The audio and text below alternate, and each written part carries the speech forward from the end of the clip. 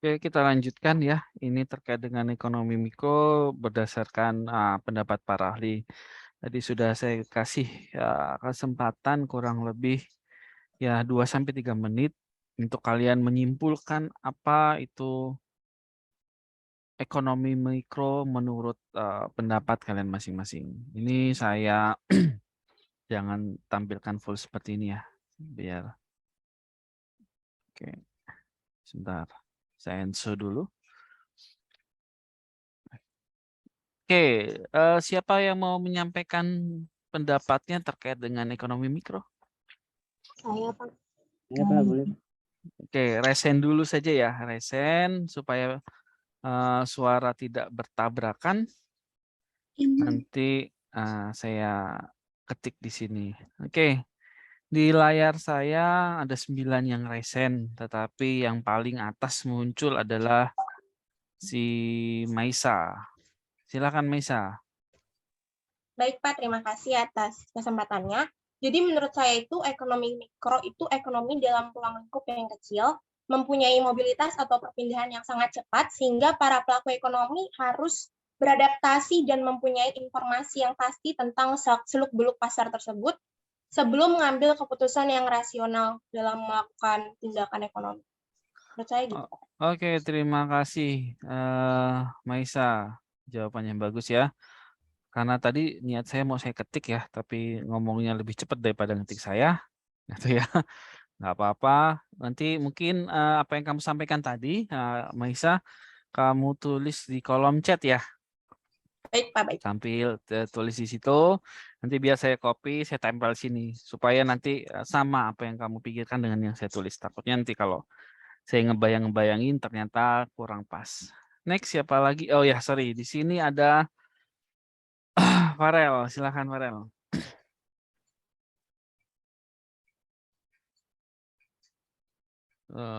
Ya. Oke, baik. Terima kasih kesempatannya, Pak Adit.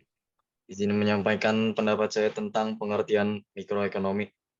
Menurut saya, mikroekonomi adalah suatu disiplin ilmu yang membahas tentang segala sesuatu yang terjadi di pasar, yang mana di pasar itu terjadi sebuah interaksi antara penjual dan pembeli dengan mempertimbangkan kondisi yang terjadi, yaitu banyak sekali macam-macam pasar dalam lingkup pasar yang lebih kecil atau yang lebih sempit.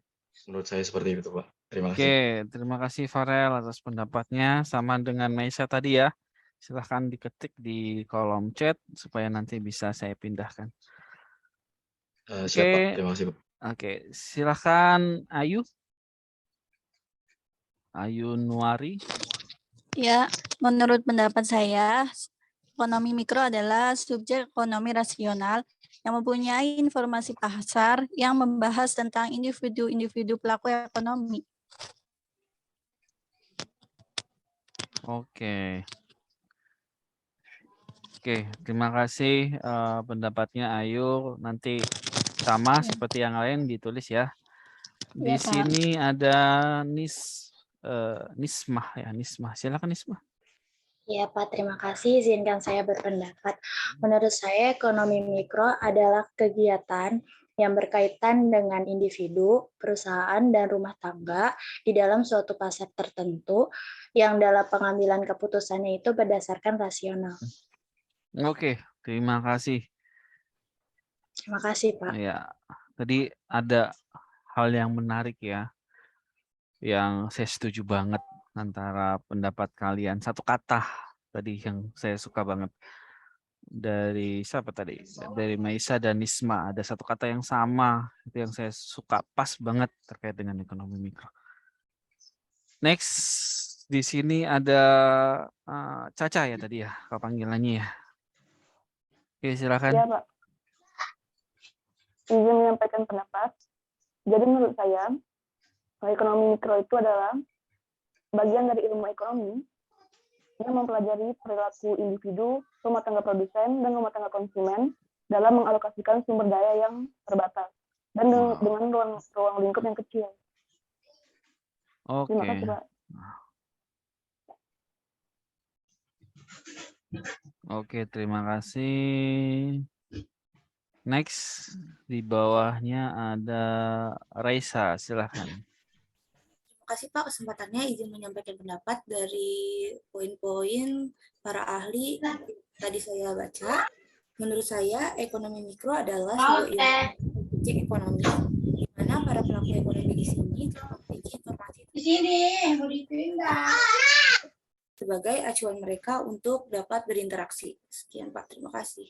Oke, terima kasih Raisa dan yang lain, jangan lupa ya ditulis di kolom chat.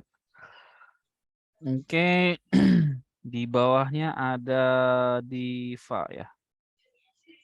Baik Pak, terima kasih. Silakan. Izin menyampaikan pendapat. Menurut saya, ekonomi mikro adalah suatu ilmu ekonomi yang menganalisis kondisi yang dimana para pelaku ekonomi ini sudah mengerti atau paham dengan perubahan yang ada di pasar, sehingga para pelaku ekonomi ini bisa langsung beradaptasi dan mampu mempertimbangkan hal-hal rasional saat pengambilan keputusan. Terima kasih Pak. Oke, terima kasih Diva. Oke, yang tadi sudah resen mungkin dan sudah menyampaikan apa pendapatnya terkait dengan ekonomi mikro, resennya dihilangkan ya supaya yang lain naik. Oke, di sini ada Rifandi, silakan, Pandi. Ya Pak, saya izin menyampaikan pendapat saya menurut ekonomi mikro. Menurut saya ekonomi mikro itu adalah bagian dari ilmu ekonomi itu sendiri yang ruang lingkupnya lebih kecil, yang mempelajari pelaku-pelaku ekonomi yang ada di suatu pasar, Pak. Oke, terima kasih Fandi. Silakan Fariza. Ya Pak, baik, terima kasih atas kesempatannya. Menurut saya, ekonomi mikro adalah ilmu ekonomi yang mempertimbangkan semua keputusan untuk melihat kondisi para pelaku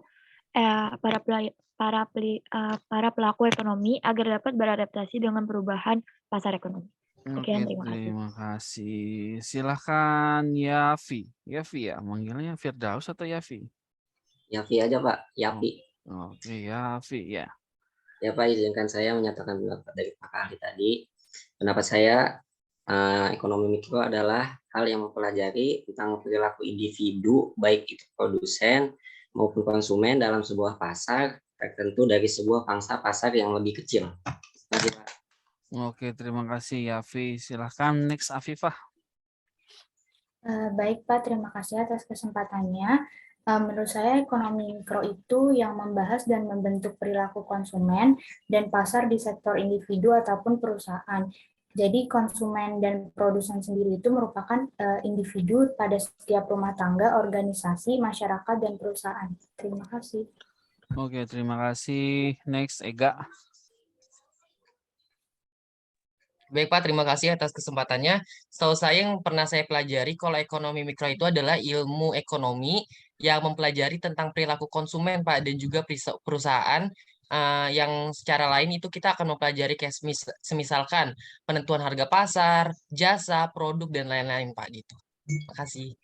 Oke, silahkan selanjutnya Sultan. Baik, terima kasih Pak atas kesempatannya. Oke. Jadi ekonomi mikro itu menurut saya merupakan analisis bagian-bagian yang dilakukan oleh unit-unit kecil seperti pertimbangan rasional untuk membuat keputusan ekonomi dan tingkah laku penjual serta pembeli, Pak. Terima kasih. Oke, terima kasih Sultan. Dimas.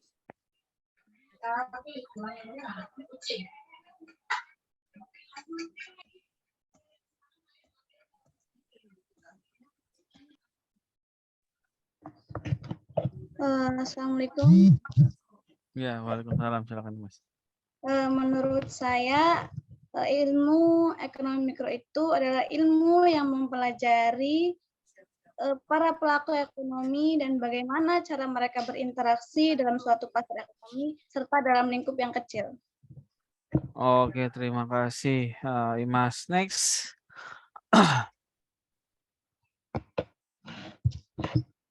Faisal. Ya, sebelumnya terima kasih Pak udah memberikan kesempatan untuk saya. Menurut saya pengertian ilmu ekonomi mikro adalah ilmu ekonomi yang di mana ruang lingkupnya kecil, di mana para perilaku ekonomi harus memperhatikan kondisi-kondisi tertentu untuk membuat keputusan secara rasional. Terima kasih Pak. Sebentar ya, mau ngapain nih?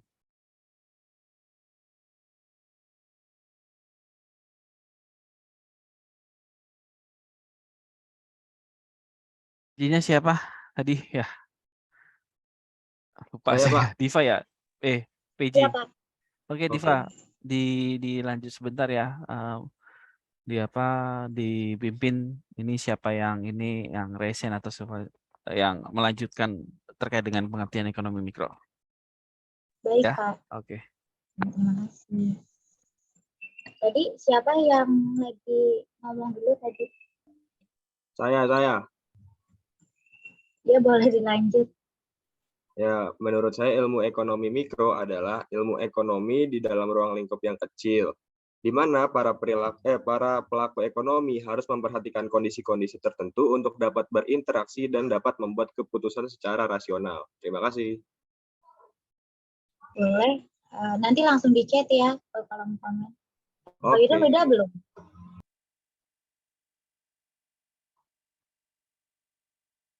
Halo? Boleh dilanjut Hoirul atau enggak Hilmi? Iya. Oke, baik. Iya, boleh. Siapa dulu? Yang mana aja dulu? Silakan. Duluan. Oke, makasih. Menurut saya, ekonomi mikro itu ilmu yang mempelajari keputusan individu dan perusahaan untuk mengalokasikan sumber daya produksi, pertukaran, dan konsumsi. Terima kasih. Langsung di chat ya, biar Bapaknya tahu. Oke. Boleh Hoirul tadi? Hilmi ya, dulu ya. Oke, menurut saya ekonomi mikro itu adalah suatu ilmu yang mempelajari perilaku pelaku ekonomi itu dengan lingkup yang kecil, dan komponen-komponennya itu ada rumah tangga dan ada perusahaan yang saling berinteraksi dalam suatu pasar tertentu. Terima kasih.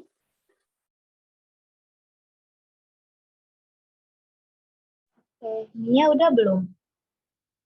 Belum. Ini. Makasih ya sebelumnya. Menurut aku secara sederhananya nih ya, ekonomi mikro itu salah satu bagian dari ilmu ekonomi itu sendiri yang mempelajari dan menganalisis tentang peran para pelaku ekonomi, diantaranya ada individu, perusahaan, dan rumah tangga dalam mekanisme pasar dan pengambilan keputusannya yang diambil secara rasional. Terima kasih. Oke, makasih. Sinta deh boleh. Nanti langsung di chat ya, Mia.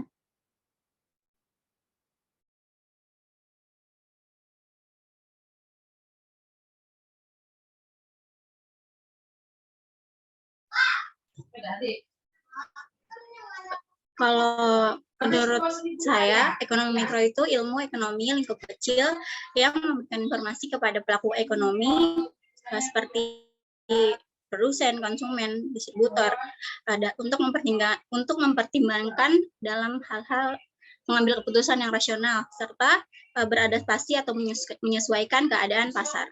Terima kasih. Oke, makasih. Langsung Lauhead ya. Boleh Putri.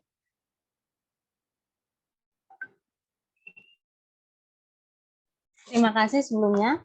Tapi menurut saya, ekonomi mikro adalah sebuah ilmu yang membahas tentang peran-peran para pelaku ekonomi di dalamnya, yang mencangkup dalam ruang lingkup kecil, dan yang mengatur tingkat mobilitas di dalamnya.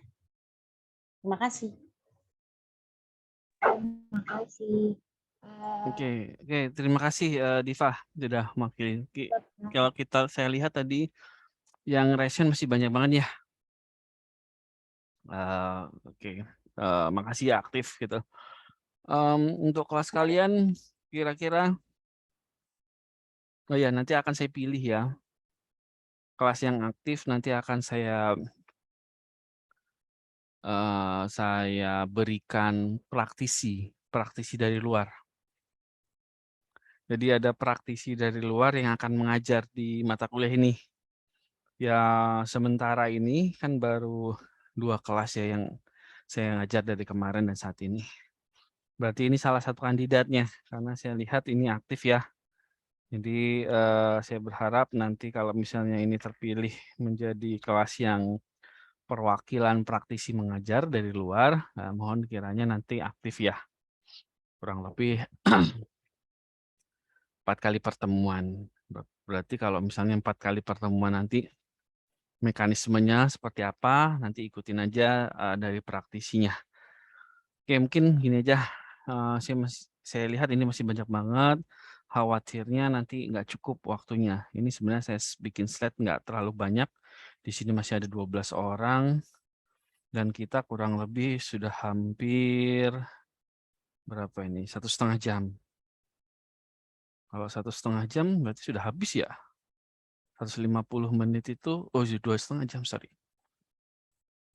Ini baru 1,5 jam. Tapi kan kita satu SKS digunakan untuk evaluasi, artinya 100 menit 100 menit itu digunakan untuk kita diskusi ini. Berarti kalau 100 menit itu 1 jam 40 menit. Ya, ini kita sudah kurang lebih hampir 1,5 jam. Jadi mohon maaf yang tadi yang sudah menyimpulkan dan sebagainya, mungkin kita tahan dulu. Masih ada kegiatan berikutnya yang kita bisa menyampaikan pendapat masing-masing. Oke, kita next ya. Nah, tadi di sini kan kalian sudah menjelaskan ya apa itu ekonomi mikro. Tadi juga semangatnya luar biasa terkait ingin menyampaikan pendapat sudah terkait dengan ekonomi mikro. Nah, kalau saya perhatikan tadi, walaupun jawabannya beragam, tapi poinnya sama, yaitu membahas sesuatu yang ruang lingkupnya kecil. Karena ini kaitannya dengan mikroekonomi ya. Kita tahu mikro itu kecil, ekonomi ya kegiatan ekonomi gitu. Nah, ada pertanyaan kedua nih. Mengapa, kalau kalian sudah tahu nih tadi terkait dengan ekonomi mikro, mengapa kita belajar ekonomi mikro? Yang perlu diperhatikan. Coba ada yang mau menyampaikan pendapat nggak? Kenapa kita harus belajar ekonomi mikro?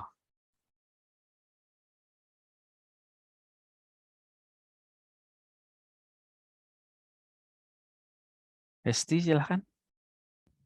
Terima kasih Pak atas kesempatannya. Menurut saya kenapa kita harus belajar ekonomi mikro, karena kita kan ekonomi mikro itu kan lingkupnya kecil ya, seperti kita itu rumah tangga, perusahaan. Jadi menurut saya itu kita penting untuk belajar ekonomi mikro biar kita bisa paham menjalani perekonomian dalam lingkup kecil. Terima kasih. Oke. Next di sini ada Imelda, silakan.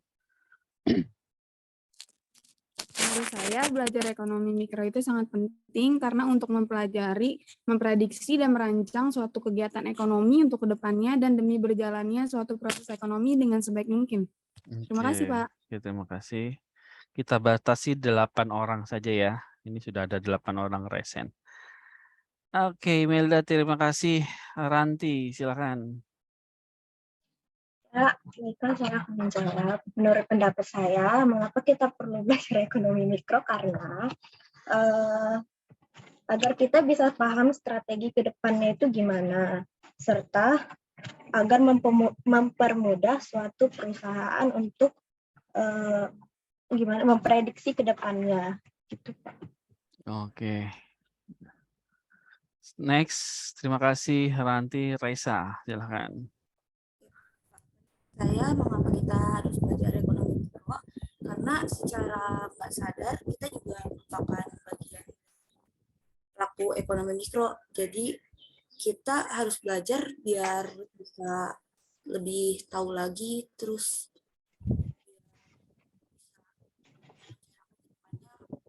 yang efektif sebagai pelaku ekonomi. Oke, terima kasih Raisa. Walaupun suaranya putus-putus ya di sini di saya. Saya nggak tahu kalau di tempat lain ya. Suaranya kayak ada angin terus tiba-tiba menghilang terus ada muncul lagi tapi nggak apa-apa. Terima kasih sudah menyampaikan pendapatnya. Oke, next lagi tadi siapa ya? Dari sampai siapa ya? Sorry. Imelda di sini.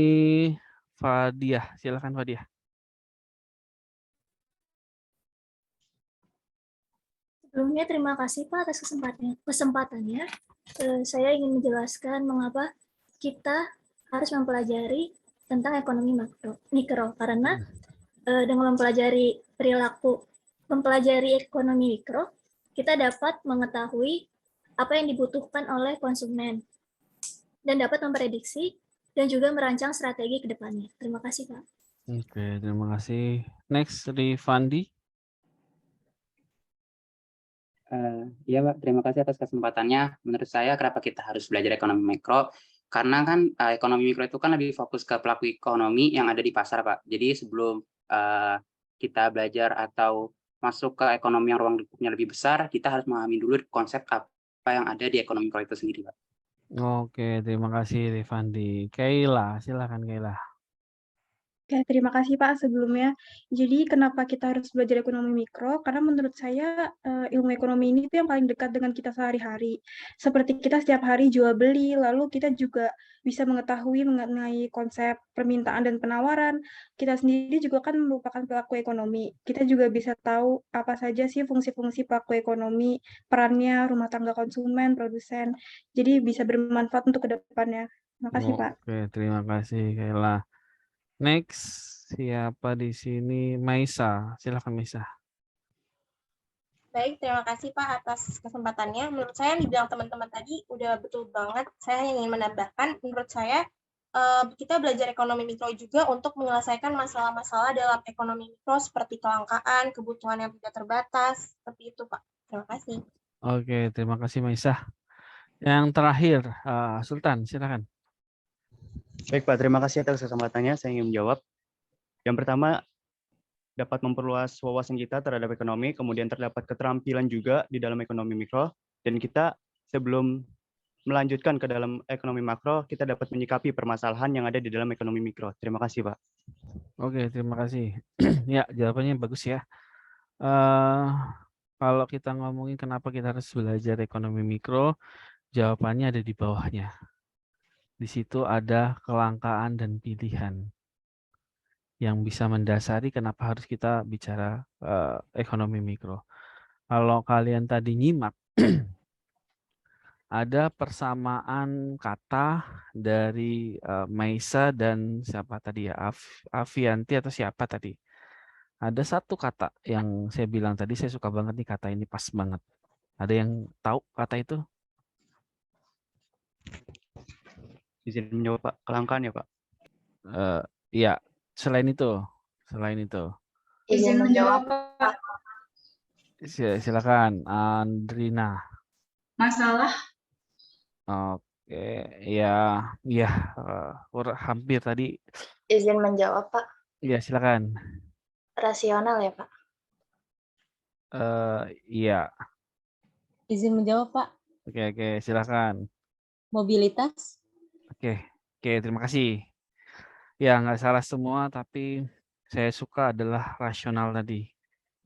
Ya, jadi kan kenapa kita ngomong rasional?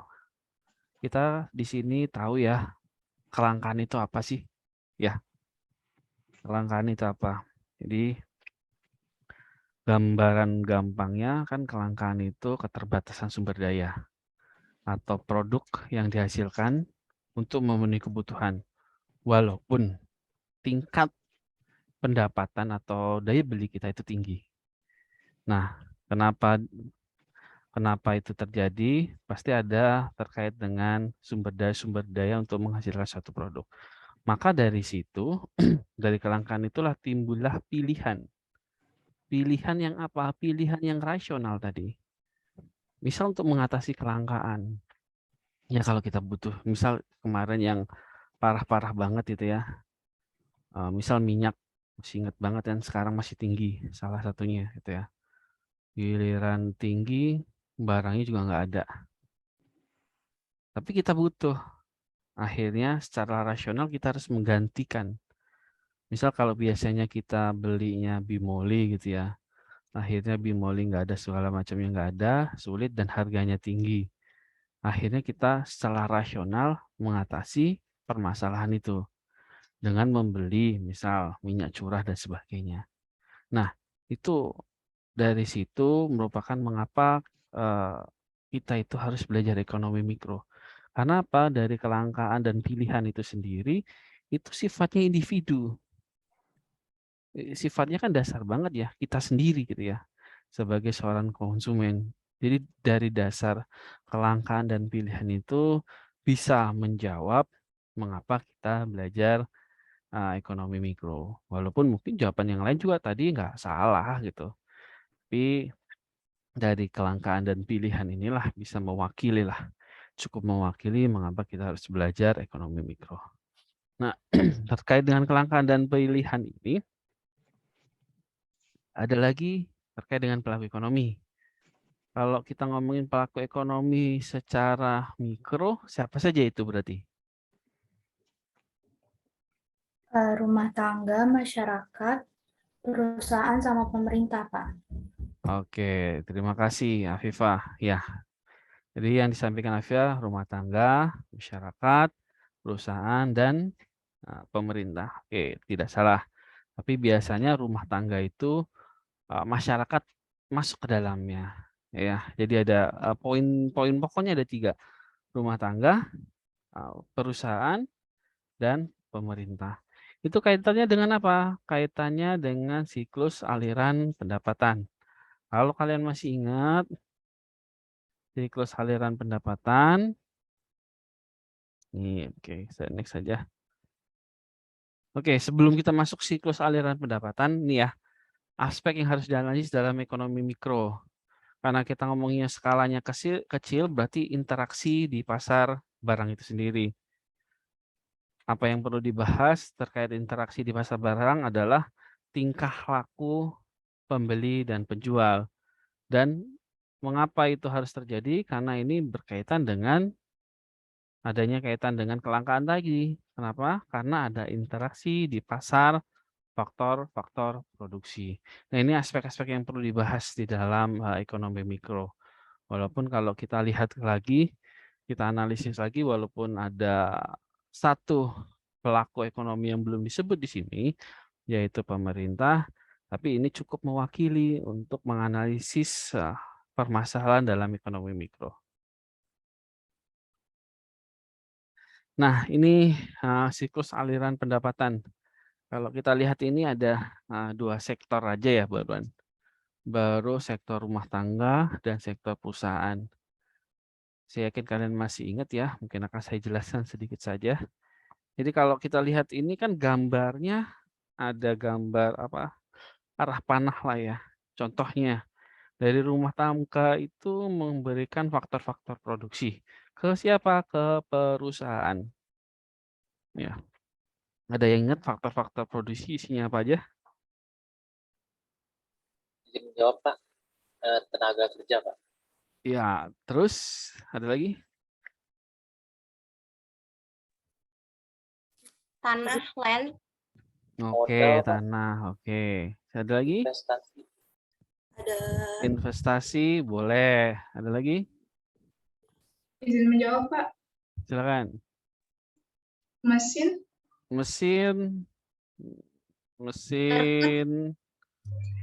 bisa juga sih, tapi ini faktor produksi dari rumah tangga ya. Memang itu faktor produksi juga ya. Tapi mungkin kalau mesin lebih ke arah perusahaan. Tapi faktor produksi yang dimiliki rumah tangga. izin menjawab, Pak. Silakan. Kewirausahaan. Kewirausahaan. Bisa. Izin menjawab, Pak. Iya, silakan. Ada faktor produksi modal. Oke, modal. Oke, terima kasih jawabannya. Nah, tidak salah. Jadi untuk faktor produksi dari rumah tangga mungkin bisa saya simpulkan. Karena kalau kita pecah tadi memang banyak banget seperti yang kalian sampaikan. Ada kewirausahaan, ada tenaga kerja, ada segala macam. Jadi mungkin bisa disederhanakan sedikit. Jadi faktor produksi itu ada 3 gampangnya. Sumber daya manusia, sumber daya alam, dan kapital atau modal. Ya kalau sumber daya manusia, ya tadi yang sebutkan, kewirausahaan, kemampuan manajerial seseorang, gitu kan. Itu sumber daya manusia. Tenaga kerja, tadi masuk dalam sumber daya manusia. Ya gampangnya itu. Nah kalau alam, itu terkait dengan bahan baku. Selain bahan baku apa? Misal lahan. Itu terkait dengan alam. Terus yang ini modal atau kapital ya, investor tadi yang menanamkan uangnya ke perusahaan. Nah, itu ada 3 itu ya. Dari faktor produksi itu, perusahaan mampu membuat barang dan jasa. Barang dan jasa ini untuk siapa? Kembali lagi untuk rumah tangga. Kan seperti itu ya alurnya. Namun perlu diperhatikan, saat rumah tangga itu sudah memberikan faktor-faktor produksi, mereka juga mendapatkan gaji sebagai misal tenaga kerja tadi. Upah juga misal juga sebagai tenaga kerja tadi. Bunga. Berarti bunga ini bisa juga kalau misalnya si perusahaan minjem modal gitu ya. Sewa kalau misal perusahaan itu menyewa suatu tanah. Untung. Biasanya kalau untung ini keuntungan itu ada investor yang menanamkan sahamnya, modalnya ke perusahaan, terus untungnya berapa, bagi hasil dan sebagainya. Nah, itu kembali ke rumah tangga. Nah, gaji, upah, bunga, dan sewa itu digunakan untuk apa? Digunakan untuk membeli barang dan jasa yang dihasilkan perusahaan. Maka ada arah lagi di paling bawah, pengeluaran atau perbelanjaan. Jadi untuk mendapatkan suatu barang atau jasa, rumah tangga wajib mengeluarkan sejumlah uang atau nominal untuk mendapatkannya. Itu siklus alirannya ya gampangnya. Kalau mau kita analisis lebih dalam, kira-kira nih siapa dari kedua sektor ini yang paling untung?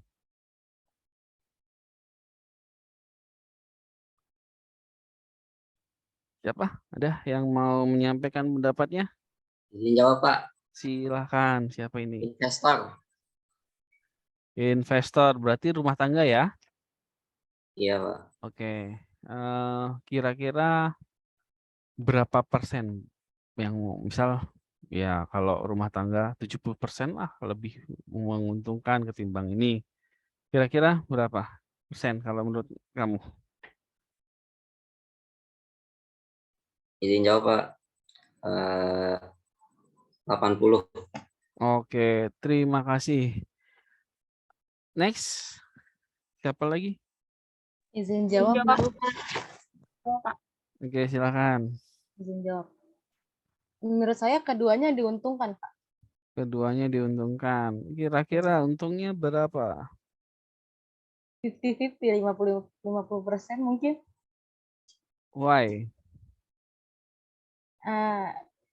Karena ya perusahaan nggak bakal untung kalau misalnya para di rumah tangga itu nggak menaruh investasi ke dia atau membeli barang di dia. Oke, nggak apa-apa. Terima kasih Putri Iya. atas pendapatnya. Next siapa lagi? Izin jawab, Pak. Siapa ini ya? Ini kadang suka nggak muncul di layar, saya agak bingung jadi. Silahkan deh, siapa? Menurut saya perusahaan, Pak. Soalnya perusahaan kan emang tujuannya dia mengambil keuntungan. Oke, kira-kira berapa persen, Mesa? Berapa ya? Mungkin 60-70. Oke, terima kasih. Next, siapa lagi? Saya, Pak. Oke, silakan. Menurut saya juga perusahaan, Pak, yang dapat keuntungan lebih besar. Kenapa? Karena tujuan perusahaan sendiri kan untuk mendapatkan keuntungan gitu. Terus? Terus perusahaan kan mengambil faktor produksi. Nanti faktor produksi tersebut kan diolah. Nanti keuntungannya bisa sampai hampir 100%, Pak. Oke. Kalau menurut saya begitu, Pak. Oke, terima kasih. Ayo, wah, siapa lagi? Satu lagi deh penutup untuk siklus aliran pendapatan. Siapa lagi? Oh, ini terpin ya.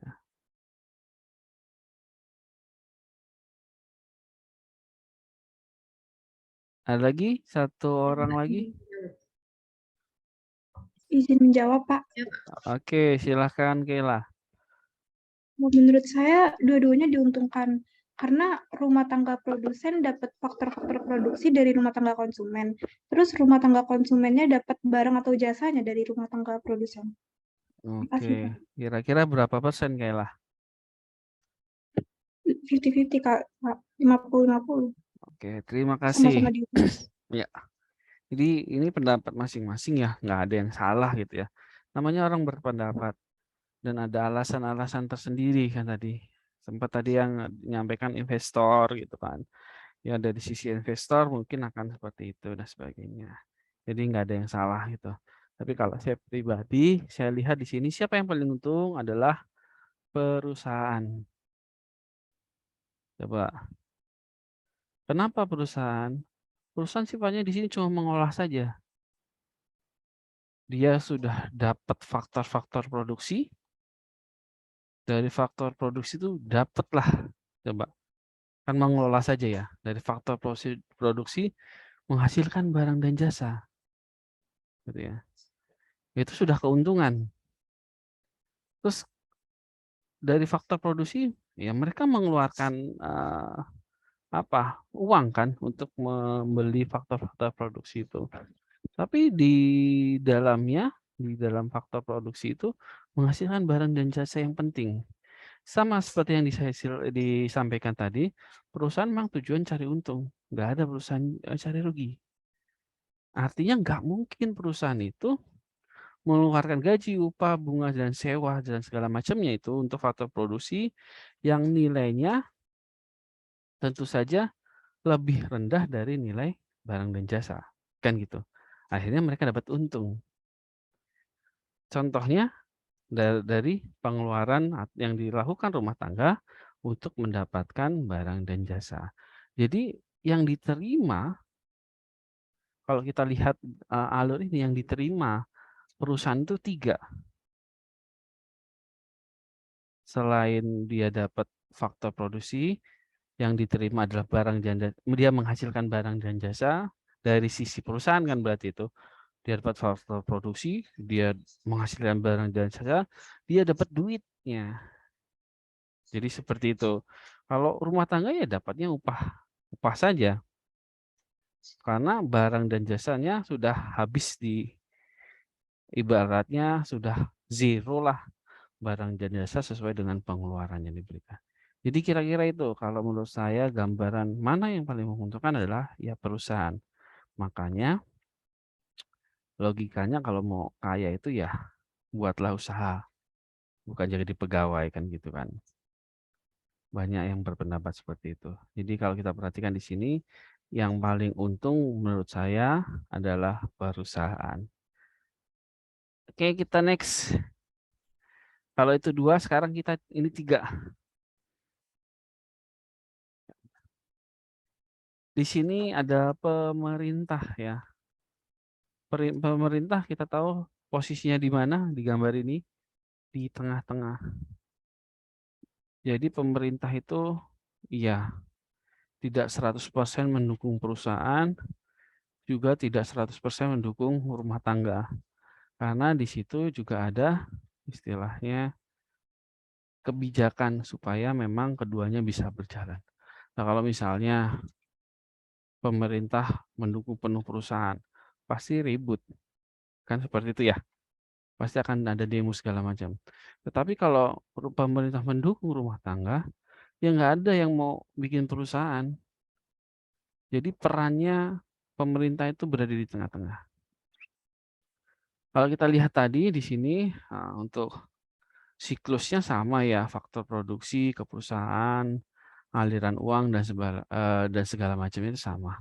Cuman ada tambahan di pemerintah ini, pemerintah itu dapat pajak dari rumah tangga maupun perusahaan. Pajaknya itu tentu saja diperoleh atau digunakan pemerintah untuk membeli barang dan jasa untuk perusahaan. Tapi juga bisa digunakan untuk membayar gaji, bunga, transfer, dan payment. Nah, memang ini yang sudah jelas. Apa yang dikeluarkan terkait dengan apa yang diterima oleh pemerintah. Tetapi ada juga hal-hal yang dilakukan pemerintah tanpa kita sadari. Sebagai contoh, misal kalau kalian jalan malam pakai kendaraan gitu ya, lampu jalan itu terang. Itu coba siapa yang bayar? Kan gitu. Itu butuh listrik kan? Misal dari maghrib sampai ketemu subuh. Dari sepanjang jalan, secapek kita keliling-keliling itu terang semua. Itu siapa yang bayar? Coba. Terus gampangnya lagi, misal kalau kalian di Jakarta itu jalannya halus itu. Itu siapa yang buat? Pemerintah gitu ya. Jadi walaupun tidak dirasakan secara langsung melalui gaji, bunga dan transfer, payment dan sebagainya gitu ya. Rumah tangga itu sebenarnya lebih diuntungkan karena ada hal-hal yang tidak kita sangka-sangka kita nikmati. Sebagai contoh tadi penerangan jalan serta jalan yang halus itu sendiri. Oke, ada pertanyaan?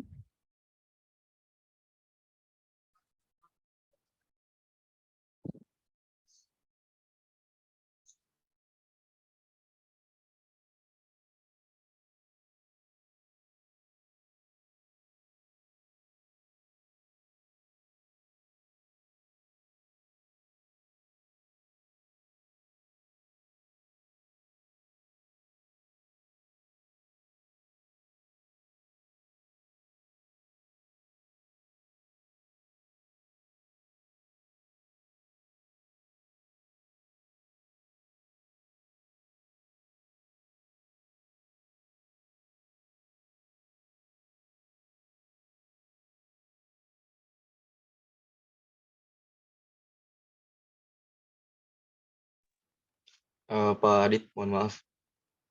Suara Bapak ke mute, Pak. Ini dari tadi ke mute atau barusan? Yang sampai ada pertanyaan, Pak. Oke. Sepertinya setelah ganti. Oke, saya kira dari siklus tadi termute. Enggak kan ya? Oke. Nah,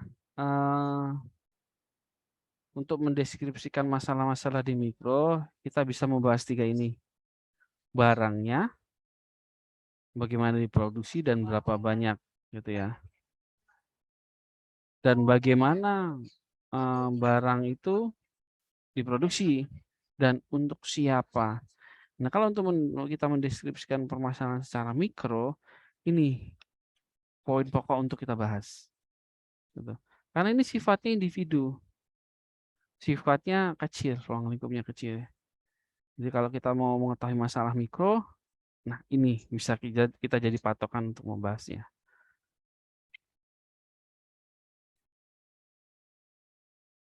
Oke. Nah, di sini ada evaluasi. Jadi nanti evaluasinya silahkan kalian perhatikan di sini ada petunjuk teknis ya. Sebenarnya saya ingin buat satu break room. Kita langsung diskusikan, tapi waktu mungkin nggak akan cukup.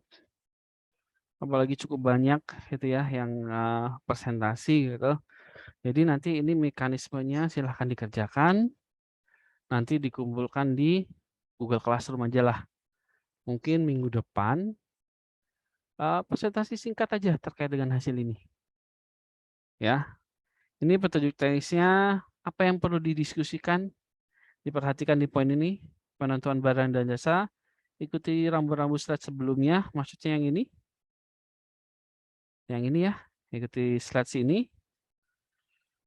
Kaitkan dengan kelangkaan, bagaimana solusinya untuk mengatasi kelangkaan itu dari sisi pemerintah ini ya, ini dari sisi pemerintah dan bagaimana sikap kalian sebagai konsumen, solusi dalam pemenuhan kebutuhan karena adanya kelangkaan itu sendiri ya. Nih.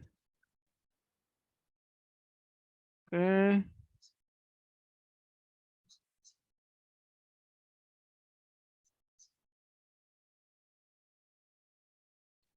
Oke, keadaan mikro sebenarnya ini juga untuk evaluasi juga ya.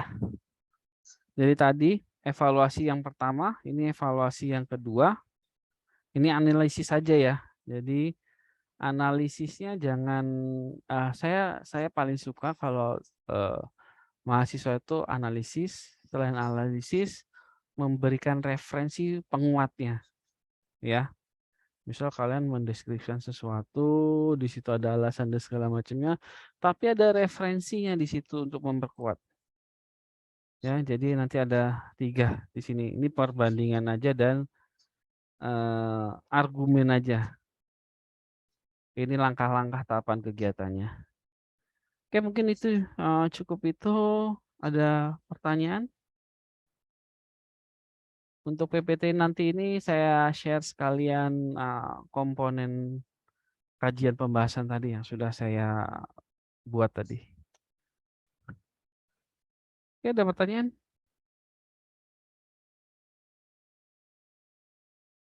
Oke. Belum ada ya. Jadi waktu pengumpulannya gak harus sekarang. Saya akan fleksibel. Waktu pengumpulannya adalah sebelum pertemuan minggu depan.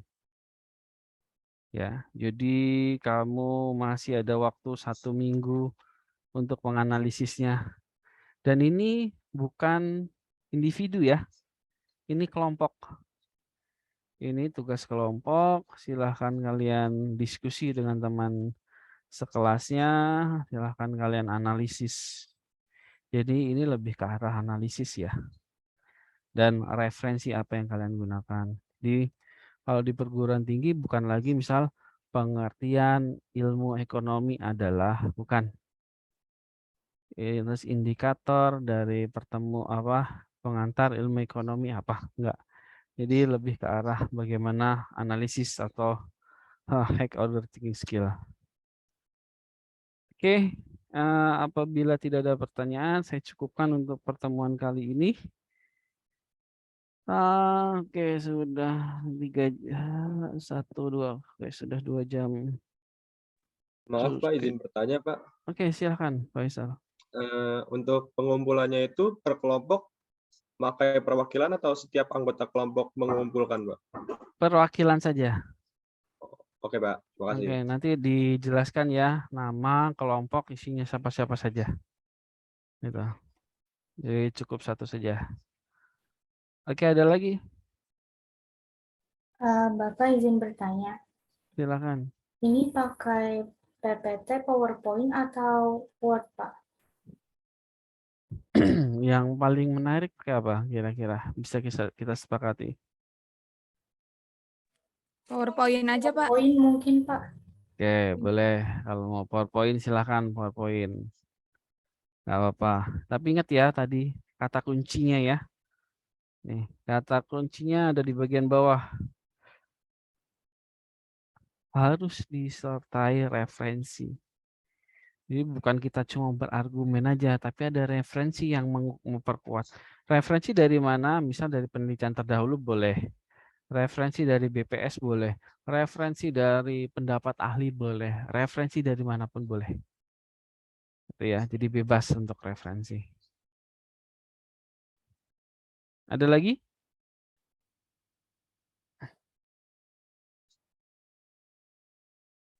Pak, izin bertanya, Pak. Silakan.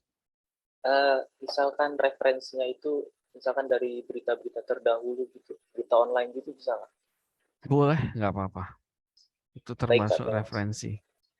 Iya. Kalau bisa, kalau berita online itu dilihat kualitas websitenya atau penulisnya ya. Misal kalau misalnya itu dari web-web atau berita online yang medianya nggak jelas, atau mungkin medianya itu lebih provokatif gitu ya, menurut saya kurang bagus. Tapi kalau medianya misal dari apa ya yang terkenal, misal buletin apa gitu, atau dari sindo.com atau dari apapun itu kan bagus ya, media bagus gitu. Nah, itu bisa dipakai. Lebih disarankan ke situ.